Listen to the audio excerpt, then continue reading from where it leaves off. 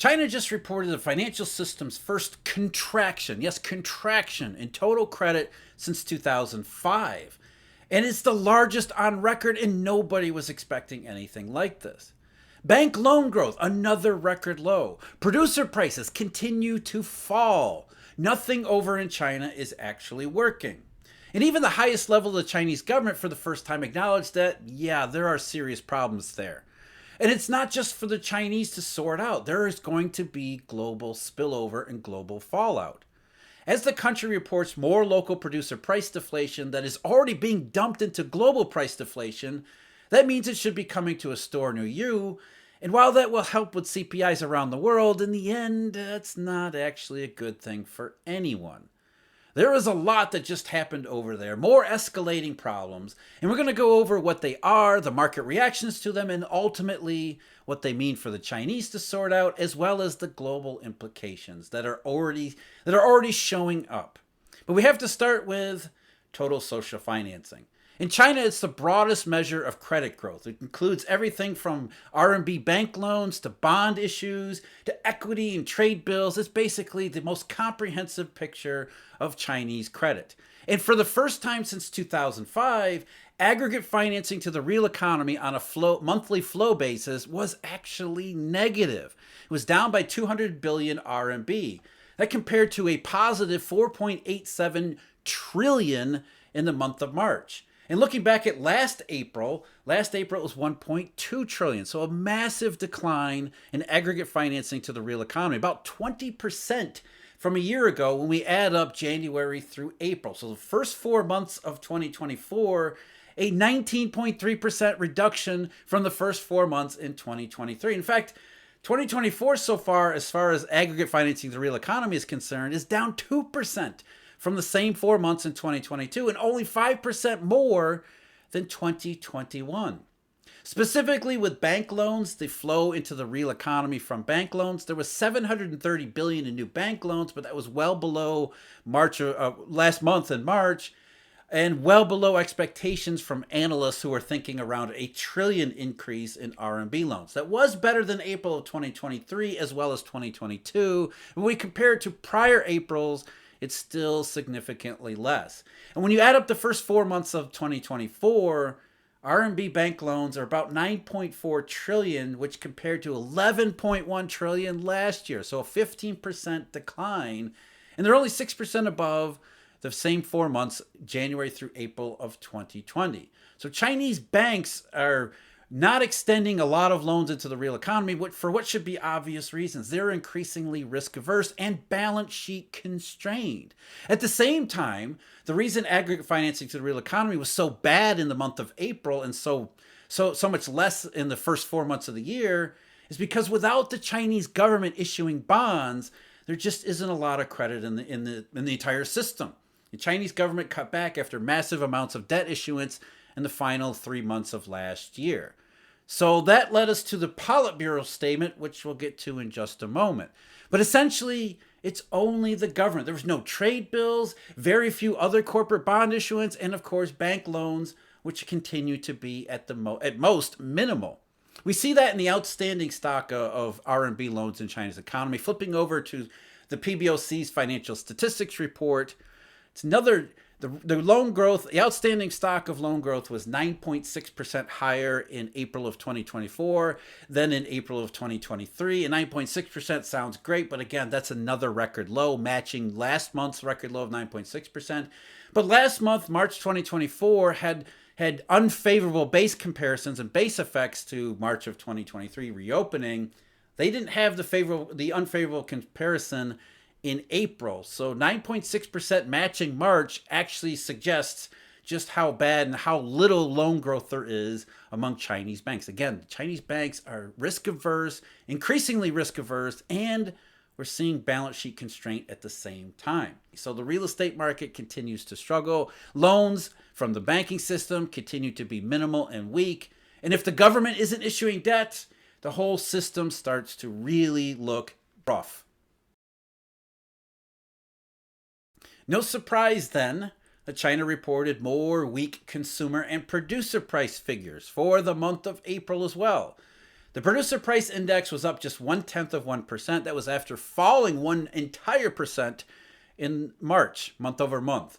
For a year, on a year-over-year basis, the CPI was up 0.3%, continues to be relatively weak. Minimal price changes in consumer prices. There isn't a whole lot of demand in the economy as Chinese consumers in particular react to the situation in what seems to be prudent fashion. They're saving more than they are spending. The big one, though, producer prices.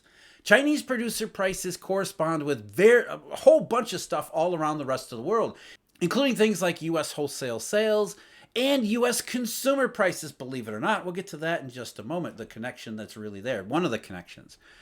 Producer prices in China were down another 0.2% month over month in April. That's the sixth straight decline. They're falling on an annual basis by 2.5%. They've been doing that ever since, get this, October of 2022, right when the global cycle seems to have shifted. Yield curves went crazy. Economies from Europe falling into recession to the U.S. really slowing down, and everybody thinking there was a recession coming in the U.S. all the way back in late 2022. Chinese producer prices turned negative. And it was worse at the factory gate, as it often is, which suggests that there's little demand coming for raw materials coming into China, as well as little demand from what Chinese factories produce and send out the other side. That's the producer price index. Deflation in producer prices in China is a global cyclical indicator. It's an indicator because as China is weak, it's weak in one part because of their own problems, but also it's an acknowledgement of the rest of the world. The rest of the world is weak. There's a high degree of correlation between industrial production in China and exports. So producer prices, all of it is all wrapped up into the same globally synchronized package. When China's local economy can't absorb all of the production capacity, the Chinese at times have resorted to dumping that excess capacity onto the global marketplace. And that's exactly what we're seeing in the first couple months of 2024. So much so that governments around the world are registering their complaints with China, not just with Xi Jinping, but at all levels. In fact, just recently, Xi Jinping was in Europe and was confronted by this dumping by European officials. As the New York Times reported just a couple days ago, European officials are struggling to counter the import surge, an issue they focused on this week when President Xi Jinping of China visited the continent for the first time in 5 years. In a meeting on Monday with Mr. Xi and President Emmanuel Macron of France and Ursula von der Leyen, the European Commission president, they both urged Mr. Xi to address the wave of subsidized exports flowing from his nation's factories into Western countries. The frustration European officials expressed mirrors the fears Mr. Biden, president of the U.S., and his aides have conveyed to Beijing that it is deliberately using state support to gobble up market share, in key industries and drive foreign competitors out of business as it did in previous decades. No, they're not intentionally trying to gobble up market share. While the effect might be the same, that's not the point here. In fact, the New York Times in the very next paragraph gets to the actual issue. These subsidized products, such as electric vehicles or, for example, steel, are flooding the European market, Ms. von der Leyen said. The world cannot absorb China's surplus production. It's not intentionally grabbing market share from the rest of the world. It's saying that things are so bad in China, banks won't lend, the real estate sector will not rebound. The only solution we have, or one of them that we're going to try, is to continue to run our factories as much as possible and just sell the stuff at whatever price we can get to anyone who will buy it. They're dumping their deflation on the rest of the world, and deflation here is in the overcapacity to produce all of these goods, hoping that the rest of the world will help China out, because in many respects, China was hoping the rest of the world last year would help them with reopening, and instead that didn't happen.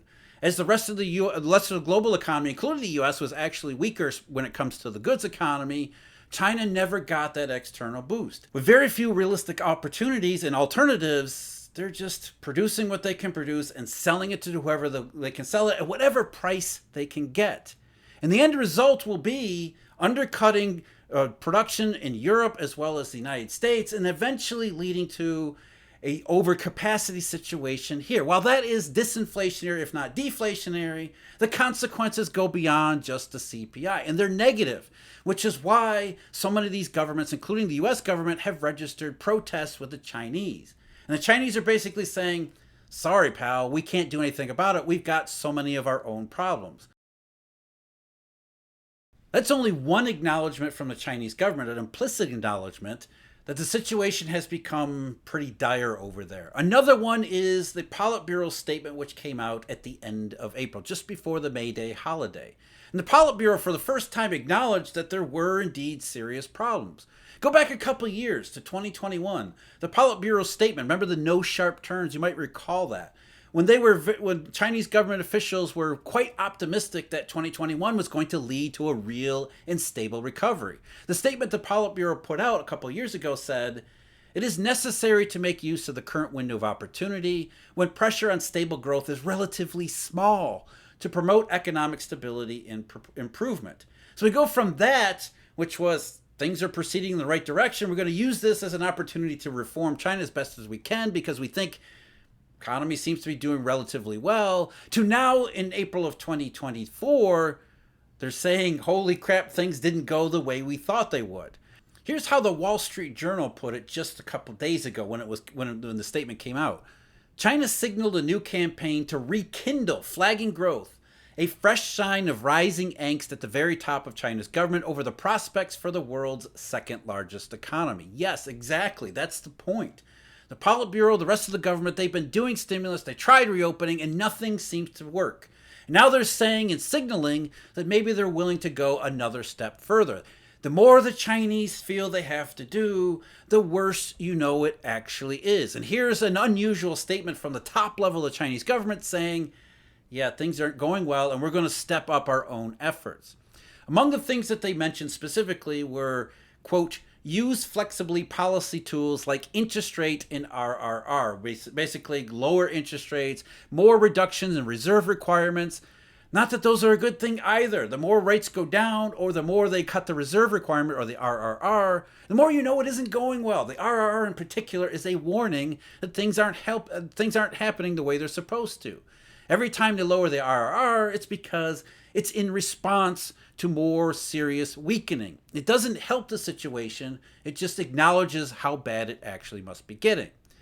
They also mention prudent monetary policy, proactive fiscal approach, and, quote, speed up the building of a new development mode for the real estate market. But they mentioned that in their previous statement last year. One thing that they didn't mention last year, which many people have focused on, the Politburo statement said they were going to study policies to digest the housing stockpile, which for the first time acknowledges, first of all, the real estate imbalance, but also hinting at maybe more concrete steps to do something about it, to essentially look at the overhang of housing supply, which is now causing prices to go down, especially with weak demand, and try to absorb some of that excess supply in some way or fashion, whether it be to restart the urban renewal projects that had been done before, or maybe just to buy out some of these unfinished projects and developments that developers have left because they've run out of cash, and just finish them, try to sell them off, maybe to reclaim the land and repurpose it in some other fashion, which would be incredibly expensive,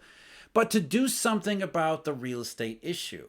And part of the problem is nobody has any real idea, how big that real estate overhang might be. Some estimates suggest it is completely incomprehensible. There's more than enough dwelling in China for the entire Chinese population to move into that new space. If that's the case, then this is all going to be just drops in a bucket. And the Politburo's the real intent here is to bolster and boost sentiment more than anything. Just to say, hey, we're out there doing stuff to help out the real estate situation.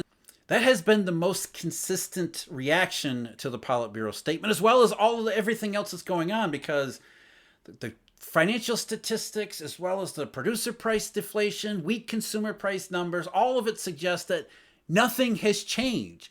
And even if the government promises to step up its efforts, it has already done so several times in the last couple years to no good effect.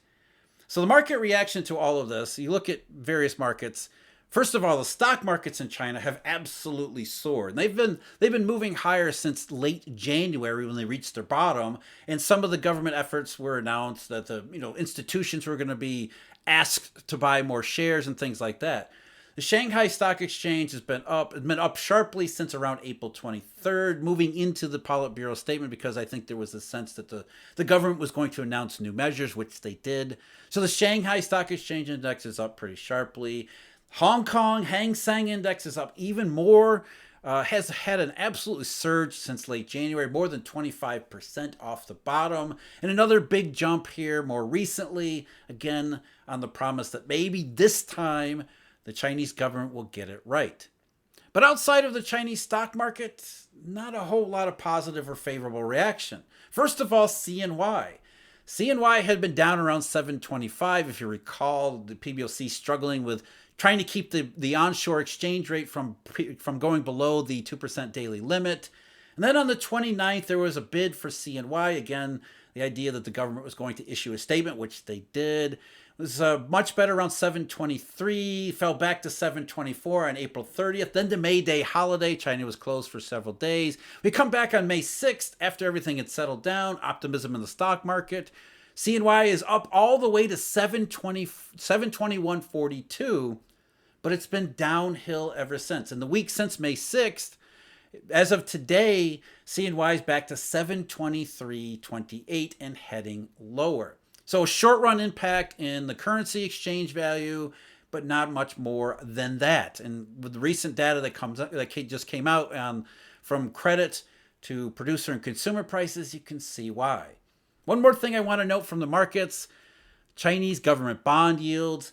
10-year government bond had gotten down to about 2.2% on the 26th, and then like everything else, it kicked back up. But remember, bond yields going up, unlike what you hear in the mainstream media, bond yields going up are better growth and inflation expectations. So there was actually a positive, at least a knee-jerk short-run reaction from the Chinese bond market, where the 10-year yield got to around 231 by the time they came back from the May Day holiday on May 6th. And it's been kind of sideways to a little bit lower. The 10-year as of today, last check, was 2.3%. Initial enthusiasm, which was minimal to begin with, and then it's already fading. Some of the shorter term bonds, the 5-year is down to around 2%. So again, a little bit of a short run reaction and then back into the same mode. The 2-year basically not a whole lot of reaction and moving back toward the mid-April lows as well. So outside of Chinese stocks, whether it be the currency or the bond market, some initial hope, some initial optimism, not all that much, and it didn't last more than maybe a week. And now the bond market as well as the currency markets are going back in the same direction they were back last month. So we got more confirmation that Chinese financial system is still experiencing major disruptions, in fact, bigger disruptions. And without the Chinese government issuing bonds, there really is no credit growth to speak of. In fact, aggregate financing to the real economy, a contraction for the first time since 2005, the biggest one on record. In fact, in the data, there's only been 3 contractions, and April of 2024 is the third of them and the biggest of them. So China's credit situation not getting better. China's economic situation not getting better. More deflation. So now that China is dumping its overproduction on the rest of the world, not only does that mean more globally synchronized, it's globally synchronized at the worst time and in the wrong way. While that disinflation sounds really nice, given the US economy in particular is supposed to be struggling with its inflation problem, it's actually not an inflation problem, and this will only add to the growing woes that we already see. As US economic weakness is becoming more visible, the term stagflation has made a resurgence. Well, China dumping its deflation on the markets won't help with stagflation, and that's what we discussed at the video link below. As always, I thank you very much for joining me. Huge thank you, Eurodollar University members and subscribers, and until next time, take care.